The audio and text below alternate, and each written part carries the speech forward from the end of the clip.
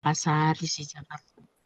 Di Makassar, UC Jakarta bisa join untuk sharing kita setiap hari Kamis. Nah, untuk saat ini kita kedatangan pemateri dari UC Jakarta. Jadi minggu lalu itu sudah ada Bapak Ibu, mungkin ada Bapak Ibu yang minggu lalu ikut itu oleh Bu Ginza juga dari UC Jakarta, dan kali ini dari Pak Pandu UC Jakarta sebagai dosen akuntansi PSDKU Jakarta.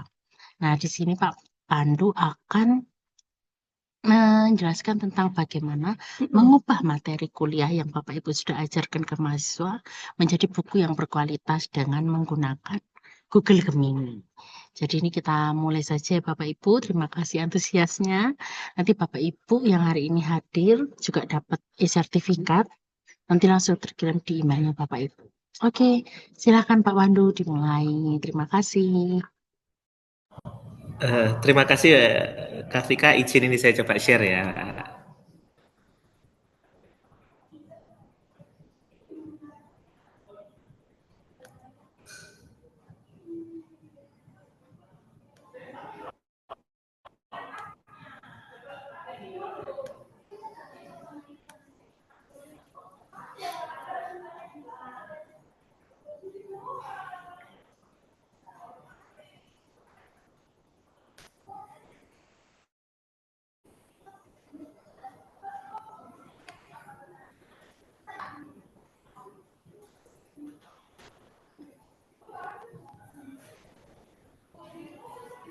Izin suara saya terdengar jelas Bu Kartika? Terdengar kok Pak. Oke. Iya. Jadi pertama-tama saya mengucapkan terima kasih atas kesempatannya kepada TLIC ya. Saya juga terima kasih atas apa? eh, ketertarikannya teman-teman ini. Saya lihat banyak teman-teman yang meluangkan waktu untuk hadir. Semoga bisa bermanfaat materi yang saya share ya. Saya sebenarnya juga bukan ahli membuat buku ya, cuman saya memang beberapa kali membuat buku baik untuk kepentingan praktis atau kepentingan CCA. Jadi memang apa sih pentingnya buku ajar? Ya pertama kalau teman rekan-rekan ya, saya panggil rekan-rekan, mungkin ada yang lebih banyak yang lebih senior. Buku ajar ini mempunyai kepentingan praktis baik bagi dosen. Pertama adalah untuk jenjang jabatan akademik. Nah, kalau untuk jenjang jabatan akademik kan memang kita harus mengumpulkan poin ya. Nah, sering kan kalau kita mengumpulkan poin itu, misalnya kita di jurnal Sinta atau Scopus, nah itu kadang sering dipotong tinggi ya. Nah, kalau di buku biasanya tidak, asalkan semua syarat sudah ketentuannya sudah dipenuhi, biasanya dipotongnya tidak tinggi. Jadi ini salah satu cara untuk mengamankan poin. Dan salah satu tips ya, buku ini kalau sudah BKD itu ada syarat perlu, salah satunya setiap 3 tahun itu wajib mengumpulkan salah satunya satu buku ya, wajib menulis satu buku. Jadi kalau teman-teman rekan-rekan sudah BKD, misalnya sudah lektor, itu nanti ada syarat khusus, syarat wajibnya itu untuk satu buku tiap 3 tahun. Nah, selain itu juga apa untungnya menulis buku untuk kepentingan praktisnya? Ya misalnya nih teman-teman rekan-rekan sudah menulis buku dalam 3 tahun sudah menulis satu buku. Loh, terus 3 tahun kemudian lagi gimana? Apakah saya harus membuat buku baru? Oh, bisa aja Bapak Ibu terjemahkan. Terjemahkan dengan ISBN baru, jadi satu buku lagi. Kontennya sama. Nah, kerjaan 3 tahun beres lagi. Nah, terus setelah 6 tahun gimana? Buat edisi keduanya. Tentu untuk jadi edisi kedua harus ada pembaharuan kan. Nah, mungkin setiap 5 tahun kalau di UC itu ada RPS baru. RPS baru ini tidak semuanya berubah kan. Misalnya kita bicara manajemen pemasaran, pasti ada kesamaan dengan RPS lama kan materi-materinya, dan pasti ada yang disempurnakan. Nah, ini bisa jadi dasar untuk membuat edisi kedua. Jadi apa yang Ibu lakukan di sekarang, itu kalau untuk keperluan BKD itu bisa sampai 9 tahun Bapak Ibu. Karena kan tadi setelah 3 tahun, satu buku, 3 tahun ke berikutnya diterjemahkan, habis itu edisi kedua. Nah, itu salah satu kepentingan praktisnya. Dan pengetahuan saya, mungkin harus dikoreksi kalau salah, di UC juga ada dukungan berupa support untuk menulis buku ajar ya. Nah, tidak di semua kampus itu ada ini. Nah, jadi Bapak Ibu bisa memanfaatkan karena menulis buku ajar ini memakan waktu tapi tidak memakan biaya sebanyak menulis misalnya Scopus di jurnal berbayar atau Sinta 2 di yang punya APC ya kan. Nah, tidak memerlukan biaya seperti itu. Jadi kalau untuk misalnya Bapak Ibu setiap tahun produktif, terus setiap tahun menulis satu buku ajar, nah, itu bisa mendapatkan insentif dari kampus. Jadi ini juga ada tambahan untuk Bapak Ibu. Nah, bagi jurusan apa? Bagi jurusan tentu saja kalau diakreditasi di Lamemba ya, ini teman-teman yang dari misalnya Bu Hermina ini BMM ini Makassar ya Ibu ya, dari komunikasi ya mungkin ya. Iya, betul Pak. Ah, ah, ini kalau di akreditasi itu biasanya di RPS-nya, oh hasil karya dosen apa? Apakah dimasukkan dalam RPS? Salah satunya ini buku ajar. Nah, itu bisa dimasukkan ke dalam referensi RPS. Biasanya asesor juga melihat adakah materi-materi yang ditambahkan, walaupun tidak harus buku ajar. Artikel jurnal juga bisa. Nah, terus untuk anak-anak, memang anak-anak ini seringkali idealnya kita mendorong mereka untuk langsung membaca buku teks yang tersedia. Karena buku-buku teks ini kan umumnya ini penerbitnya penerbit asing ya. Seperti Wiley, kalau di bisnis kan kalau di akuntansi itu Keso, Wiley gitu kan, itu penerbit asing dengan bahasa Inggris akademik yang mungkin anak-anak yang lulus SMA ini nggak terbiasa kan. Dia kan harus masuk dengan jargon-jargon manajemen atau jargon akuntansi atau apalagi teman-teman yang di kedokteran ini kan jargon bahasa Inggrisnya beda. Nah, ini bisa kesulitan karena itu salah satu cara untuk membantu mereka belajar mandiri adalah dengan memberikan bantuan berupa buku ajar. Jadi kalau di TLIC kan saya lihat kemarin, oh harus manfaatnya bagi dosen, bagi institusi, bagi mahasiswa. Tadi yang saya jelaskan itu 3 bahwa apa ya kalau buku ajar ini mempunyai 3 manfaat ganda itu Bapak Ibu. Jadi kalau ada dukungan dari universitas saya pikir bagus karena sangat bermanfaat bagi kampus juga. Ini slide kelihatan ganti atau enggak ya ini? Sebentar. Hilang, Mbak. Hilang Bu. Kayaknya bandwidth-nya bisa diminta tolong Ibu aja yang ini. Gimana ya cara untuk menghilangkan? Ya udah putus ya ini. Ibu bisa sharing Bu, Kartik. Nah. Siap. Yang kedua aja Bu langsung. Jadi kenapa dengan Gemini? Nah, kenapa dengan Gemini? Ya pertama karena gratis Bapak Ibu. Walaupun saya yakin di UC itu ada akses untuk yang berbayar. Kalau di Jakarta ini ChatGPT-nya yang berbayar. Jadi kita punya kampus Jakarta langganan ChatGPT berbayar. Mungkin kalau di Surabaya ada beberapa, saya nggak tahu di Makassar apa. Cuman keunggulan dari Gemini adalah dia akses database-nya banyak karena dia dari Google. Nah, jadi semua informasi baik informasi mulai yang kurang tepat sampai yang tepat dia masukkan. Termasuk semua bahasa dan bahasa Indonesia juga bisa masuk.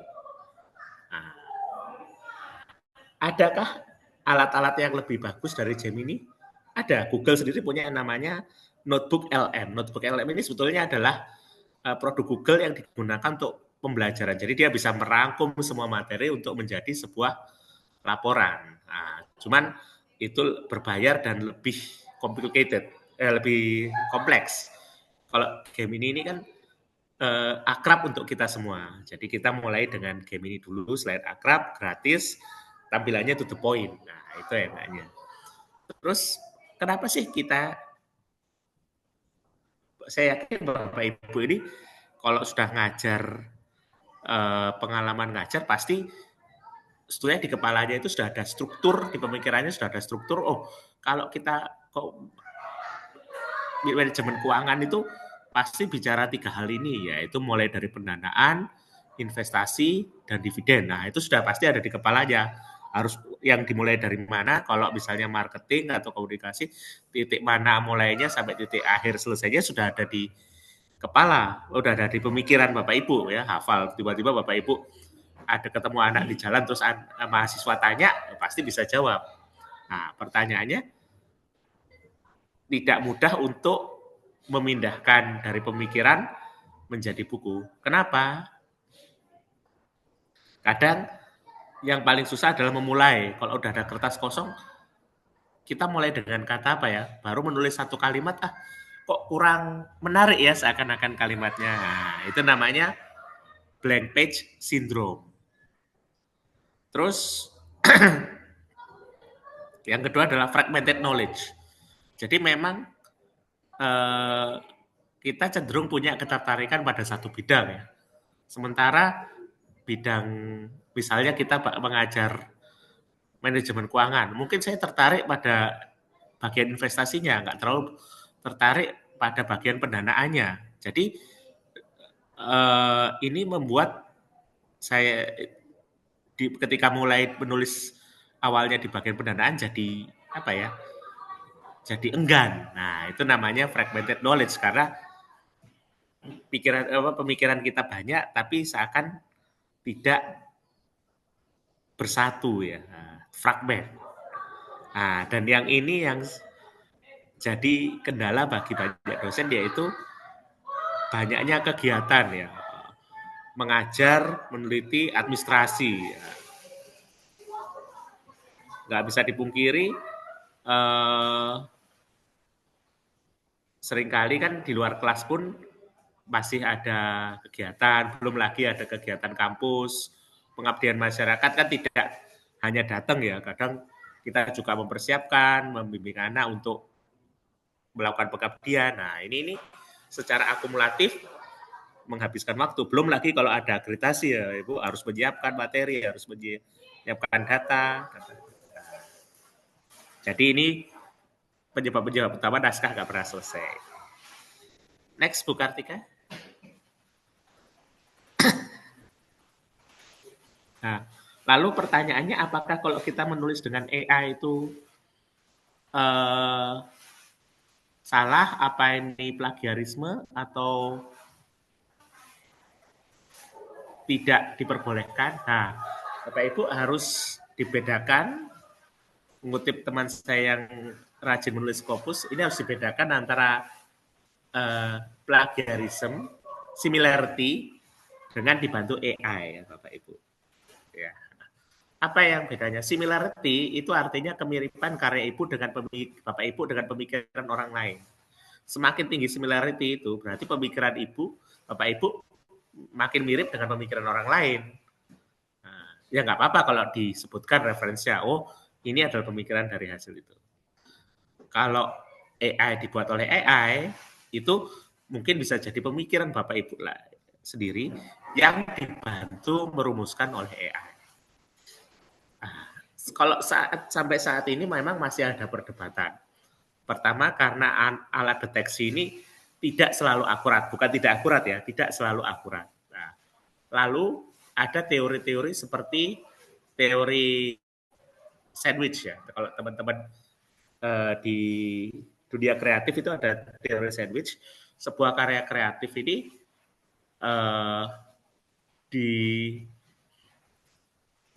berawal dari manusia, dimasukkan ke mesin AI, diakhiri oleh manusia. Jadi itu yang disebut sandwich. Ketika ada sentuhan-sentuhan manusia ini, maka ini disebut hasil karya manusia. Kalau di legalitas sebuah karya ya, kalau kita bicara sebuah karya kreatif seperti lagu, ada istilahnya lagu yang dibuat oleh AI, ada lagu yang dibantu oleh AI, kan gitu. Tinggal seberapa besar peranan manusia. Nah, ini sampai sekarang memang jadi perdebatan. Cuman satu hal yang pasti adalah yang saya share di sini adalah bagaimana menggunakan AI untuk membantu. Nah, kenapa? Karena yang paling sulit dari membuat buku itu adalah membuat strukturnya, bagian-bagiannya, bukan menjelaskannya. Buktinya simple, Bapak Ibu. Bapak Ibu kalau tiba-tiba ditanya anak-anak di kelas, sebagian besar bisa jawab dengan lancar kan. Artinya Bapak Ibu itu tahu kontennya. Nah, tadi kan yang jadi masalah itu fragmented. Terus blank page. Nah, jadi yang tantangannya adalah menghubungkan. Bukan pengetahuannya yang Bapak Ibu nggak punya. Knowledge-nya Bapak Ibu ada. Hanya bagaimana menghubungkan. Karena itu peran Gemini di sini atau AI adalah mengembangkan paragraf. Gimana sih memulai? Kadang ada bagian kan awal memulai. Nah, merapikan struktur yang tadi saya sampaikan adalah membuat bagaimana struktur buku dari awal hingga akhir. Nah, ini ada dua pendekatan yaitu top down dan bottom up. Kalau kita mulai dengan RPS, kita bisa masukkan ke RPS ke Gemini dan tolong buat struktur berdasarkan RPS ini. Ya, itu yang simple ya, nanti bisa kita coba kalau ada waktu. Nah, atau Bapak Ibu bisa membuat dari pemikiran Bapak Ibu. Jika saya ingin membuat buku tentang marketing komunikasi, bantu saya membuat buku buku teks marketing komunikasi. Tentu saja prompt-nya tidak boleh sesederhana itu ya Bapak Ibu, karena di AI ini adalah apa ya bilangnya? Dia ini asisten yang pintar tapi tidak apa ya? Hanya bisa membantu ketika dia mengerti apa yang Bapak Ibu maksudkan. Jadi bayangin Bapak Ibu, kalau Bapak Ibu masak, tapi alih-alih menggunakan tangan, Bapak Ibu kan kalau masak, oh kurang garam, dicicipi gitu. Nah, bayangkan Bapak Ibu nggak bisa mencicipi, nggak bisa mengaduk masakannya, nggak bisa motong, tapi hanya bisa memerintah. Mesinnya yang motong, mesinnya yang menggoreng, mesinnya yang memberi garam. Wah, kalau perintahnya salah, hasilnya juga nggak sesuai. Padahal Bapak Ibu mengerti kan. Nah itu AI itu seperti itu. Jadi kalau ketika dia mengenali Bapak Ibu, tahu tujuannya, tahu apa maksud dari Bapak Ibu untuk menciptakan, maka hasilnya bagus.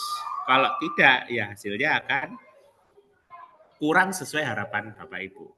Nah, karena itu di situ adalah peran prompting. Nah, minggu lalu kita sudah belajar dari Ibu Kinsa ya tentang prompting. Nah, itu perannya prompting ya. Ya, next, Bu Kartika.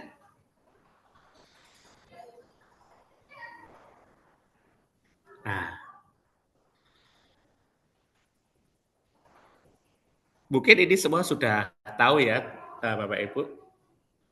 Google Gemini gratis, Google Docs juga gratis, tinggal menggunakan email. Kalau di UC, emailnya Google, otomatis ada Google, dan Google Drive.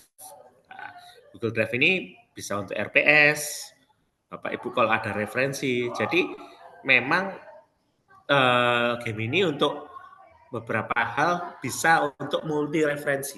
Memang tidak seperti notebook LLM yang sangat banyak referensi, tapi paling nggak kalau cuma 3 referensi sangat bisa. Misalnya kita tambahkan RPS di attach di Gemini. Nah, lalu tambahkan buku lain, pengantar akuntansi lain di Gemini. Nah, berdasarkan RPS dan berdasarkan buku pengantar akuntansi yang lain, ini bisa jadi referensi untuk menciptakan versi yang Bapak Ibu inginkan. Nah, Bapak Ibu bisa membuat persis RPS atau Bapak Ibu bisa membuat dengan sentuhan Bapak Ibu sendiri. Misalnya, saya ingin yang kontennya dirubah. Kontennya dirubah ini misalnya diperkaya dengan contoh atau tone-nya yang dirubah Bapak Ibu. Misalnya, saya ingin nadanya ini kata-kata di dalam buku ini tone-nya nanti struktur buku ini lebih ke arah yang lebih mudah dimengerti oleh mahasiswa atau lebih ke arah akademis. Nah, gitu. Jadi tone-nya bisa disesuaikan. Oke, next Bu Kartika. Nah, jadi Bapak Ibu bisa dengan RPS, bisa dengan PPT. Terus bagaimana kalau Bapak Ibu ingin yang spesifik? Misalnya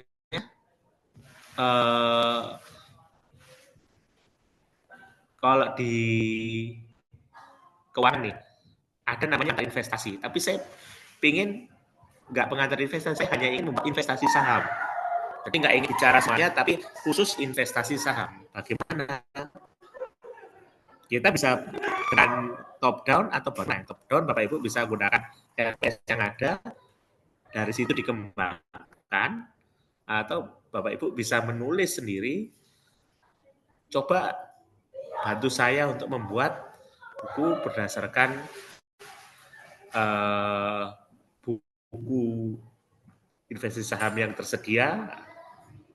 Nah, salah satu yang harus kita ingat adalah ketika prompting adalah semakin detail, semakin presisi, biasanya hasilnya akan mendekati keinginan Bapak Ibu. Jadi itu tuh, di gambar ada kan RPS dan PPT. Jadi kalau Bapak Ibu hanya punya PPT misalnya, itu juga bisa menjadi modal untuk membuat suatu buku Bapak Ibu.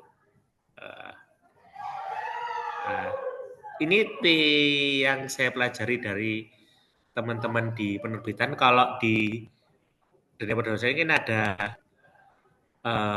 lembaga-lembaga yang membantu dosen untuk menerbitkan buku. Nah, biasanya juga ada yang menyediakan 2 book chapter atau istilahnya kolaborasi penulisan buku aja. Nah, kolaborasi penulisan buku sama book chapter bedanya apa? Kalau book chapter itu biasanya penulisnya itu 1 chapter 1 buku, walaupun nggak harus demikian ya.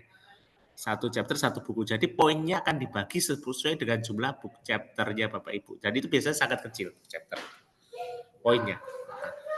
Kalau kolaborasi untuk buku, walaupun penulis keberapa pun Bapak Ibu, misalnya penulis berempat, itu setiap orang akan dianggap penulis buku. Poinnya di jenjang jabatan berbeda, iya. Tapi semuanya akan dianggap sebagai penulis buku. Artinya apa Bapak Ibu? Untuk kepentingan JJA, BKD, semua beres. Untuk kepentingan akreditasi juga semua beres. Nah, jadi nggak harus nulis sendiri. Bisa nulis terlibat. Misalnya nih, tim teaching. Ada 3 dosen mengajar satu mata kuliah sama. Oh bisa, menulis bareng. Apakah dengan kampus lain? Bisa. Cuman kan EPS-nya apakah sama? Kenapa ini jadi masalah? Karena ada format khusus ya. Saya nggak tahu yang persis yang dipakai di UC. Yang umum itu biasanya di halaman depan itu ya tentu kata pengantar pendahuluan ada RPS. RPS disampaikan, habis itu nanti ada namanya per bagian. Kalau di UC kan per modul ya. Per modul, habis itu per modul itu nanti ada per bab. Dalam bab masing-masing bab itu ada capaian pembelajaran. Habis capaian pembelajaran ada pendahuluannya, bahan dalam di chapter itu ada isinya, habis ada isinya nanti ada rangkuman, lalu ada latihan soal, serta referensi. Itu yang umum. Apakah harus demikian? Tidak harus seperti itu, cuman umumnya seperti itu. Jadi buku-buku yang dinilai dalam untuk jenjang itu yang dinilai komponennya, Pak Ibu. Kalau yang Bapak Ibu menulis apalagi publikasi Scopus itu kan biasanya kontennya ya. Ini seorang asesor akan melihat kontennya, benar nggak ini dasarnya atau referensinya sesuai nggak untuk mendukung ide ini. Kalau ini nggak. Kalau buku itu biasanya dinilai kelengkapannya, kesesuaiannya. Jadi kalau babnya sudah sesuai panduan belum. Nah, biasanya di kampus yang mendukung buku aja itu dia punya format tersendiri yang tidak jauh berbeda dengan format umum itu, Bapak Ibu. Ada yang referensinya jadikan satu di belakang, ada.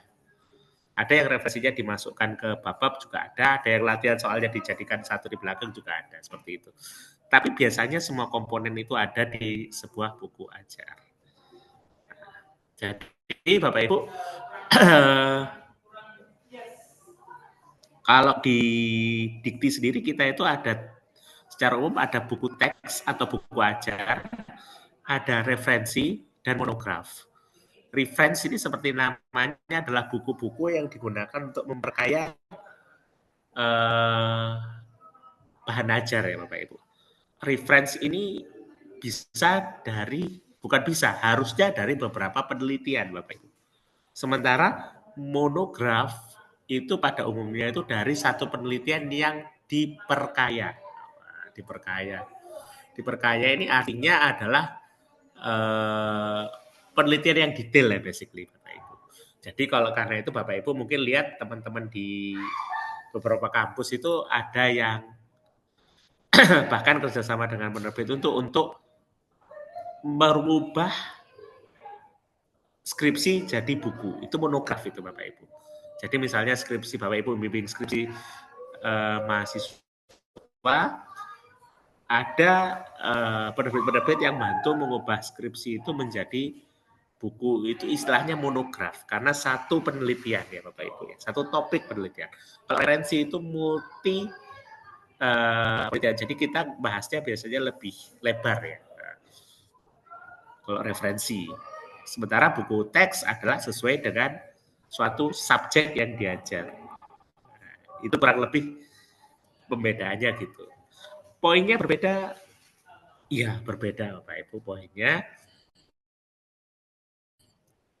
Sekali lagi tergantung passion Bapak Ibu di mana. Jadi saya nggak tahu aturannya di UC ya. Kalau di beberapa tempat itu aturannya kalau bimbing skripsi kan anaknya penulis pertama. Iya, kalau skripsinya iya jelas. Cuman kalau jadi buku ajar, jika pembimbingnya memberikan peran yang signifikan, maka pembimbingnya dapat menulis nama pertama. Nah, peran signifikan apa? Misalnya mengubahnya jadi buku ajar itu dengan, usaha saya ini. Nah, jadi karena itu diizinkan untuk jadi penulis pertama. Tapi sekali lagi ini adalah pengaturan internal kampus ya Bapak Ibu. Bagaimana kebijakan di kampus. Apakah benar atau salah itu kan sekali lagi tadi itu kebijakan ya.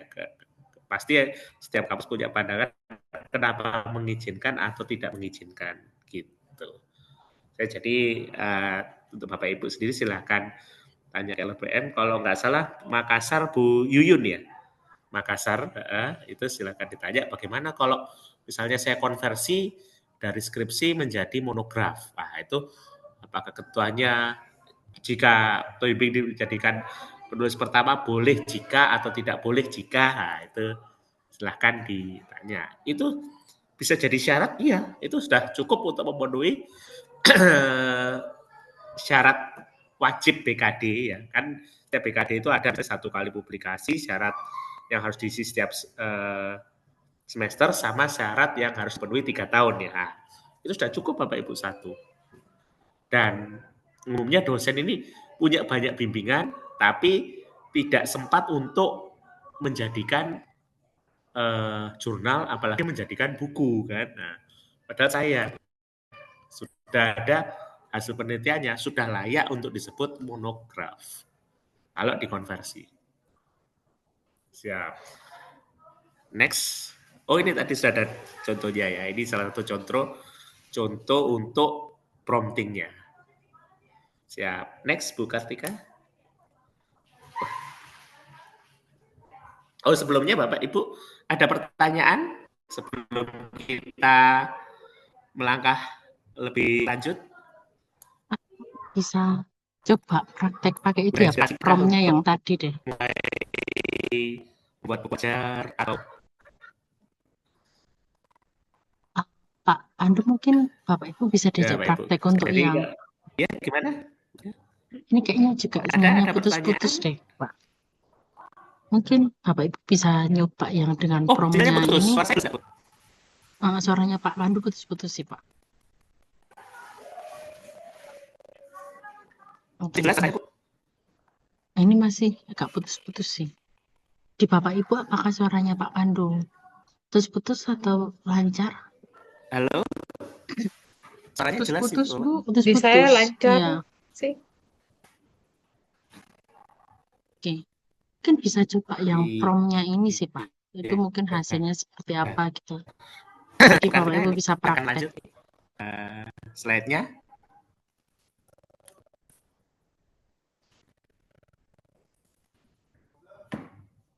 Nah, infokan aja ya kalau ada yang nggak jelas ya, atau suaranya terputus ya. Nah, jadi Gemini ini AI itu istilahnya adalah alat yang sangat bagus untuk membuat sebuah tulisan karena dia dasarnya kan large language model. Jadi dia itu adalah mesin pengolah kata. Jadi dia itu sangat bagus untuk membuat model kata-kata termasuk buku. Hanya dia mempunyai limit, batasan. Jadi kalau Bapak Ibu memaksakan chat Gemini untuk membuat buku, hasilnya pasti kurang bagus dan nggak konsisten. Kenapa? Karena dia akan memix berbagai sumber sekaligus. Nah,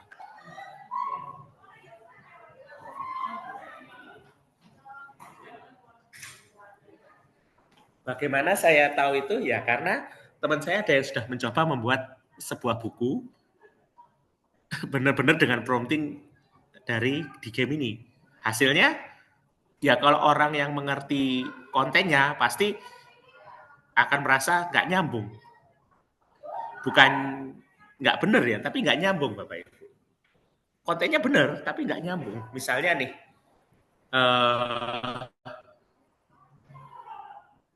orang habis misalnya kalau kita kejadian sebuah adegan film ya, habis masuk rumah, terus keluar rumah tidur di halaman loh, kan nggak masuk akal. Tidur kan harusnya di kamar tidur. Iya benar, secara adegan benar. Jadi dia pulang ke rumah dan tidur, tapi bukan tidur di halaman rumah atau di teras. Itu yang terjadi kalau Bapak Ibu memaksakan untuk membuat buku hanya dengan prompting di Gemini. Hasilnya seperti itu. Benar, tapi tidak menyambung. Nah, lalu gimana? Ada namanya teori sashimi slice. Nah, ini teman-teman yang di Makassar ini pasti akrab dengan ikan ya. Ikan ini kalau dipotong kecil-kecil ini malah gurihnya sangat terasa. Jadi alih-alih membuat sebuah buku langsung, Bapak Ibu membagi ke dalam bagian yang kecil-kecil. Nah, dengan membagi bagian yang kecil-kecil, hasilnya akan lebih mendetail.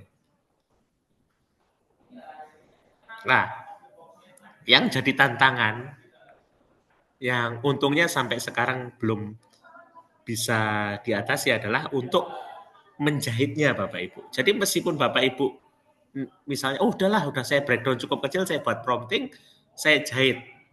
Nah, tetap Bapak Ibu, pada saat proses menyambungkannya ini akan perlu sentuhan Bapak Ibu. Jadi sampai sekarang ya, untuk membuat sebuah buku yang komprehensif, apalagi yang mengandung unsur akademik hanya dengan menggunakan Gemini, itu belum bisa ya. Nah, jadi memang ada keunggulannya. Jadi kita itu belum bisa, tidak bisa dikatakan, oh ini kita plagiarisme dari Gemini, itu enggak. Tidak bisa dikatakan demikian, karena memang Gemini belum bisa. Nanti kalau sudah bisa, mungkin terjadi Bapak Ibu. Kenapa ya tadi? Karena comprehensiveness-nya. Jadi di sini peran Bapak Ibu akan sangat berharga, yaitu Bapak Ibu ini sebagai verifikator. Pertama untuk memeriksa hasilnya sesuai atau tidak, sumbernya sesuai atau tidak, dan kesinambungannya. Nyambung apa enggak? Nah, ini 3 hal utama. Yang ideal gimana Bapak Ibu? Ya Bapak Ibu tulis strukturnya sampai subbabnya. Jadi subbab ini isinya apa, mulai dengan kalimat apa, lalu Bapak Ibu tambahkan kalimat Bapak Ibu. Kalau saya sendiri sih hanya menulis sampai subbab. Subbab aja, oh subbab ini tentang ini. Setelah itu saya tulis sendiri gitu. Tidak pakai kalimat pembuka atau paragraf pembuka. Tapi ada rekan-rekan yang pakai kalimat pembuka atau bahkan paragraf pembuka baru dia tuliskan, itu ada juga. Tapi itu sendiri gaya masing-masing ya Bapak Ibu. Yang jadi kata kunci kalau publikasi internasional adalah ya sampai tadi yang saya sampaikan tadi adalah similarity yang harus dijaga. Dan kalau menggunakan AI harus di-disclosure kalau di dalam publikasi internasional. Terutama kalau ada, misalnya Bapak Ibu ada bab atau beberapa paragraf yang dibantu AI, ini harus di-disclosure Bapak Ibu. Tapi kalau Bapak Ibu hanya buat strukturnya, misalnya subbab itu isinya ini, Bapak Ibu tulis semuanya sendiri, itu tidak perlu disclosure, karena basically dia hanya memberikan outline Bapak Ibu ya. Jadi apakah ini sangat membantu? Sangat membantu Bapak Ibu. Kalau Bapak Ibu lihat RPS ini kan seakan hari ini, modul ini. Nah, nanti begitu Bapak Ibu masukkan, itu langsung bisa jadi bab 1 sampai bab, begitu dimasukkan RPS, dia punya 2 pilihan. Dia Gemini membuat buku yang menurutnya bagus, babnya sampai misalnya Bapak Ibu masukkan 14 minggu, dia bisa memberikan lebih 16 minggu menurut dia bagus, atau dia memberikan persis sesuai RPS, hanya dia sambungkan. Itu 2 pilihan yang bisa terjadi, atau Bapak Ibu bisa menambahkan prompting Bapak Ibu sendiri untuk ingin jadi seberapa dalam atau seberapa concise itu apa ya istilahnya, seberapa ringkas. Kalau di aturan dikti biasanya yang diminta adalah idealnya di atas 100 Bapak Ibu. Kalau secara teknis biasanya yang diminta 60 monograf itu cukup, di atas 60 halaman, ukuran UNESCO. UNESCO itu setara B4 kalau nggak salah Bapak Ibu. Bukan A4 ya, B4. Jadi bukunya agak kecil, itu standar dikti. B4 itu berarti 135% kalau nggak salah dari A4. Jadi misalnya A4 Bapak Ibu 45 halaman, itu sudah jadi 60 halaman di ukuran UNESCO. Gitu. Fontnya itu sekitar 11 maksimal 12 ya kalau nggak salah untuk isi, 10 sampai 12 Bapak Ibu. Disarankan ukuran seperti itu dengan spacing itu 1,15 sampai 1,5. Itu yang dianggap wajar ya Bapak Ibu untuk buku. Jadi kalau nggak salah nggak sampai 2, maksimal 1,5 kalau nggak salah. Nah, ini tentu saja juga biasanya panduan itu kurang lebih ada dari dikti, tapi itu juga terkait dengan panduan di kampus. Nah, udah tinggal 15 menit lagi ya, nggak terasa ya. Wah, biasa dosen Bapak Ibu suka ceritanya kemana-mana. Ya, next Bu Kartika.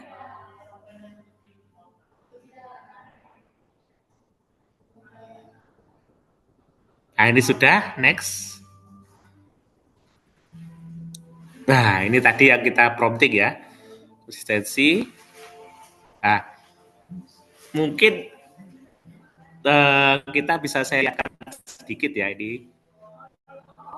Saya coba share ini ya Bu Kartika, coba share dengan Gemini biar kita bisa coba praktekkan ya Bu. Boleh, Pak.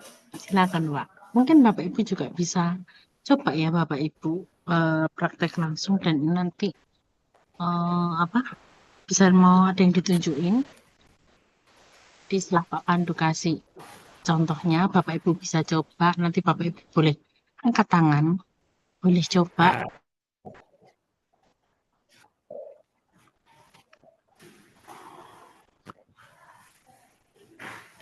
Nah, jadi ini adalah sangat sendiri ya, bisa write anything, lebih kalau Bapak Ibu tools, ini bisa kalau tulis-tulis bisa pakai Pak di Pandu, research. Di maaf research suaranya dia akan jadi kayak robot Pak, menambah referensi. kayak bandwidthnya. Oh gitu. Iya. Sudah. Ini kalau di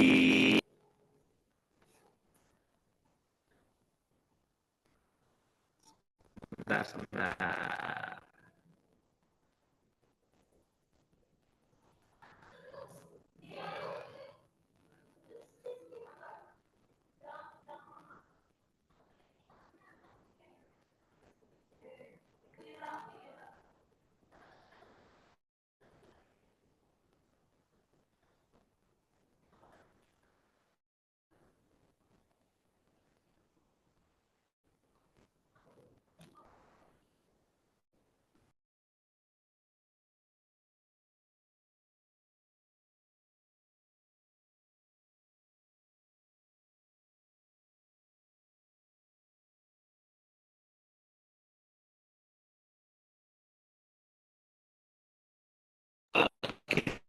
Kelihatan ya? Kelihatan Pak, tapi suaranya Pak Pandu masih putus-putus kayak ada suara robotnya gitu Pak.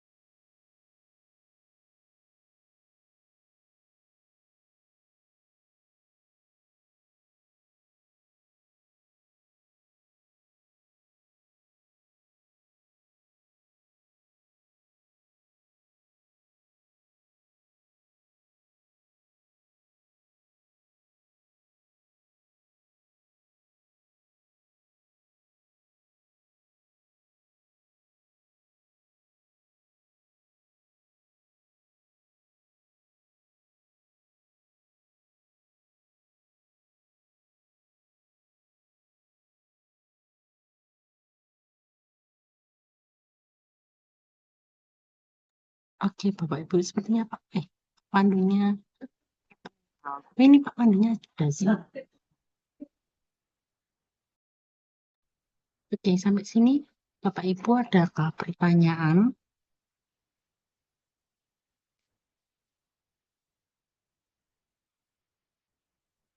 atau mungkin Bapak Ibu bisa mengisi link absen yang sudah disediakan untuk Bapak Ibu bisa mendapatkan sertifikat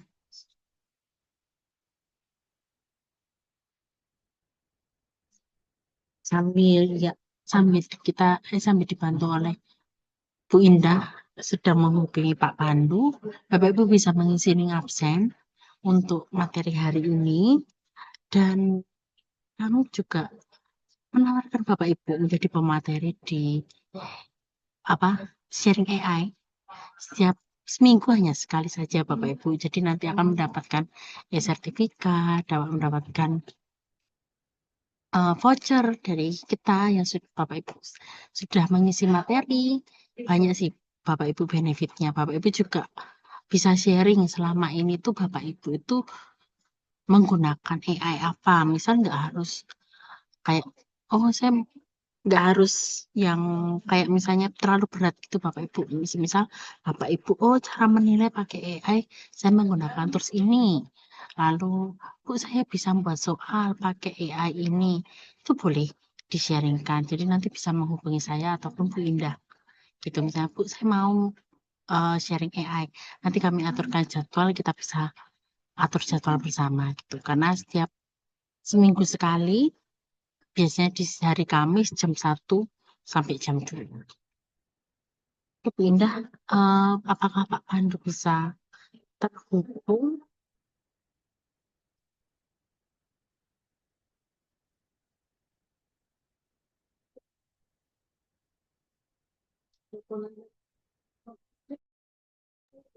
Tunggu sebentar ya Bapak Ibu.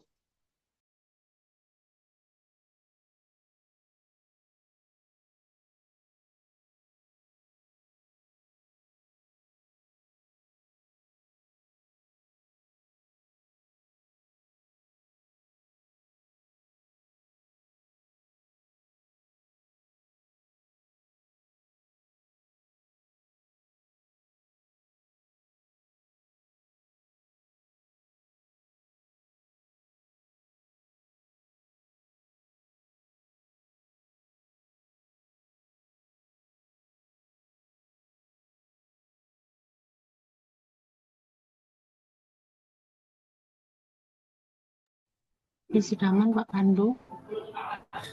Siap ketika Oke, maaf ini terkenal ya. Suara sudah sih, tapi memang agak masih putus-putus ya. putus. Iya, tapi nggak Nggak suara apa-apa Bu, robot lagi, ini Pak. saya kasih contoh Gemini Boleh, Pak. apa usah pakai suara.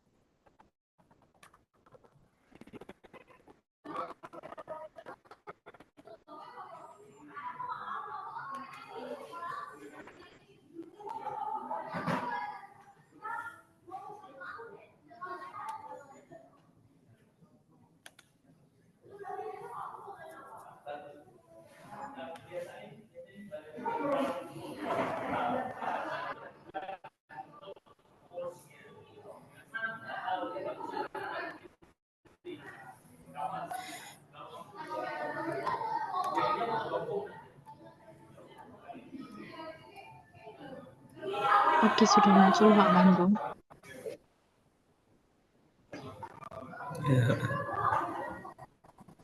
Mungkin promnya bisa di copy mungkin Pak ya di chat biar mungkin Bapak Ibu juga bisa coba. Tapi Nah, dengan prodinya Bapak Ibu. siap.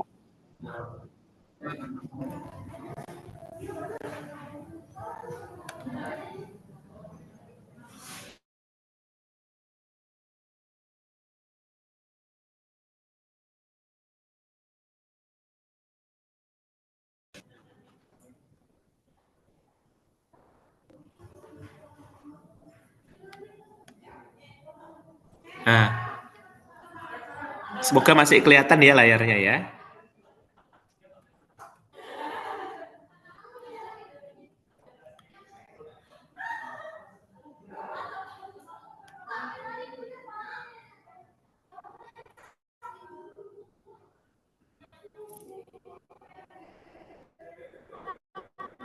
Ya, Ibu, layar layar ini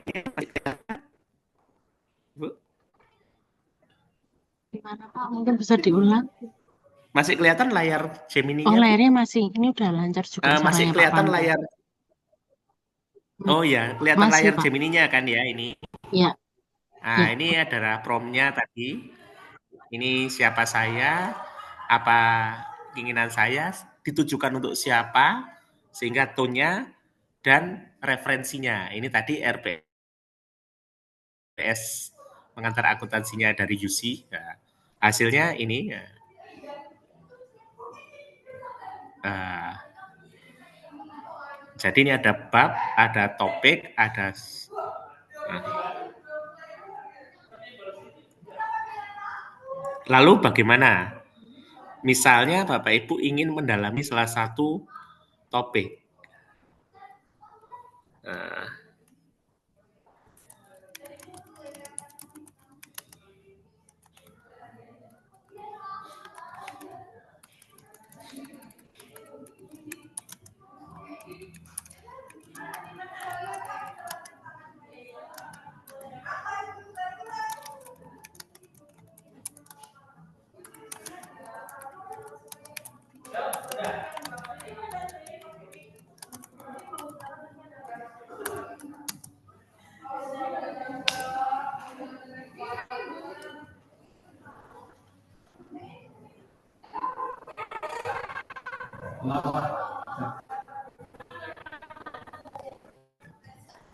jadi ini yang kita lakukan adalah kita mau mendetailkan lagi bab satu. Ini namanya sashimi slicing-nya kalau istilahnya di penulisan itu sashimi slicing. Artinya, wah, lebih breakdown lagi, ya, lebih mendetail ya, Ibu. Wah, kasih ya, kita bisa kalau misalnya mau, Pak Ibu butuh bantuan silahkan.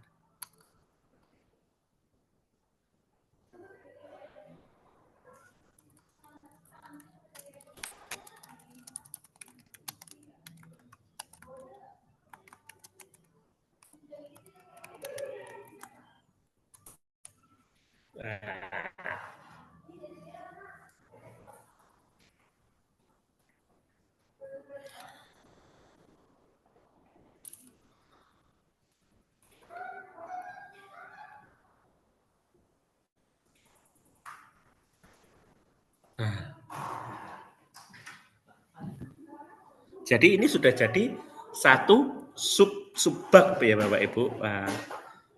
Secara umum ini bisa dilakukan untuk ke semua subbab lainnya ya. Tentu saja tadi yang harus Ibu perhatikan adalah kesesuaiannya. Apakah ini ideal ya? Kalau seperti ini kan sebetulnya mengerjakan kan Gemini ya Bapak Ibu.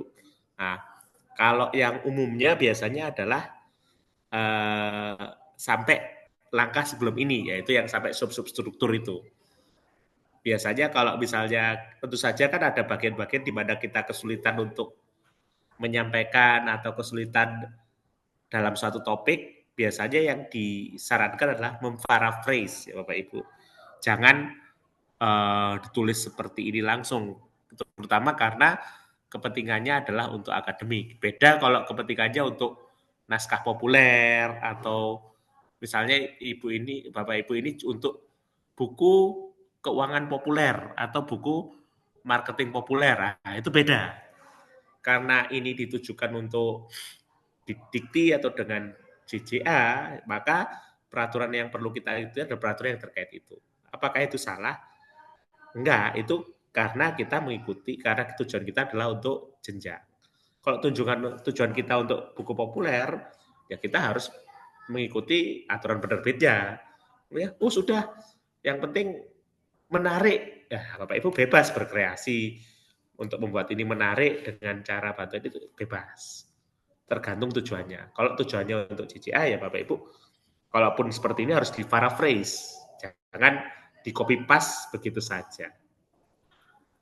Nah, lalu biasanya yang masih diizinkan untuk mengcopy paste itu adalah untuk soal latihan Bapak Ibu. Nah, soal latihan itu eh, biasanya tidak terlalu diributkan oleh asesor kalau Bapak Ibu membuat soal latihannya dari Gemini.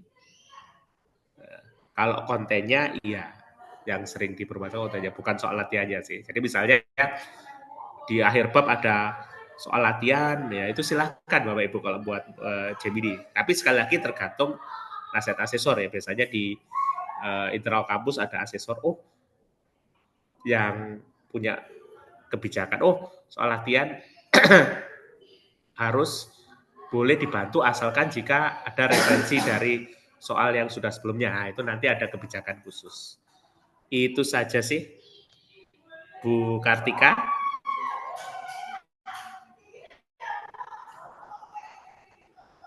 Saya Ya, Pak. harap tadi contoh yang singkat tadi bisa buku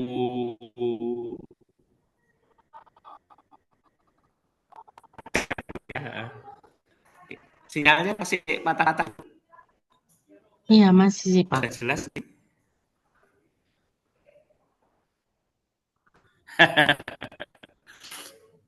Nah, ini memang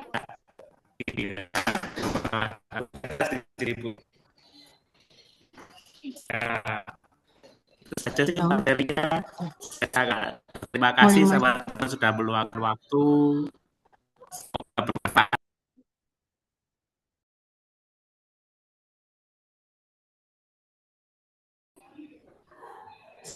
Saya kembalikan ke Bu Kartika, Bu. Ya, saya kembalikan Oke. ke Bu Kartika. Oke, terima kasih Pak Pandu. Oke, Bapak Ibu, mohon maaf ya atas sinyal hari ini. Mungkin ini nanti kita bisa share materinya eh, yang hari ini dan mungkin bisa bertanya-tanya juga oleh Pak Pandu. Kan di JIS juga Bapak Ibu bisa cari namanya Pak Pandu. Beliau ini S1, S2, S3-nya 3 kali Bapak Ibu. Keren banget.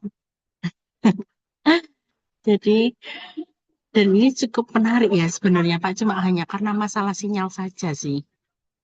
Jadi sedikit lambat, tapi materinya cukup menarik karena kan dari yang kita hanya materi kuliah dosen, ternyata bisa nih dijadiin buku gitu. Jadi enggak usah, dan sekarang banyak AI yang memudahkan gitu ya. Andai kan coba di CIS-nya kita itu ataupun di e-learn-nya kita itu bisa mengubah itu menjadi buku, itu pasti seru sih. Kemarin saya tuh sempat benchmark ke salah satu universitas di Surabaya, itu mereka sudah menerapkan itu. Jadi di e-learn-nya, kalau kalau nggak di e-learn-nya atau di JIS-nya itu bisa langsung, jadi langsung ke generate jadi buku, outline buku gitu, itu udah keren sih gitu.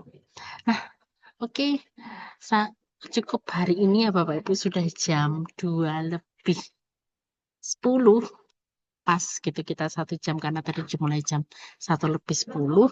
Terima kasih buat Pak Pandu, keren sekali. Mungkin Bapak Ibu bisa kirimkan reactionnya pakai jempol gitu. Sampai jumpa untuk Bapak Ibu minggu depan ada sharing AI yang menarik lagi. Nah, untuk sebelum kita akhiri mungkin boleh on cam semua. Kita foto dulu. Terima kasih buat Bu Mustika, Bu Cindy, Bu Harmina, Pak Ika, Pak Sulhasbiullah, cipta dari awal sampai akhir, mengikuti setia mengikuti walaupun sinyalnya memang agak tersendat-sendat. Terima kasih. Oke, kita mulai fotonya. Dan bisa on cam. Oke, saya hitung 1, 2, 3. Oke, lalu kita coba salam E. Salam E. 1, 2, 3. Oke.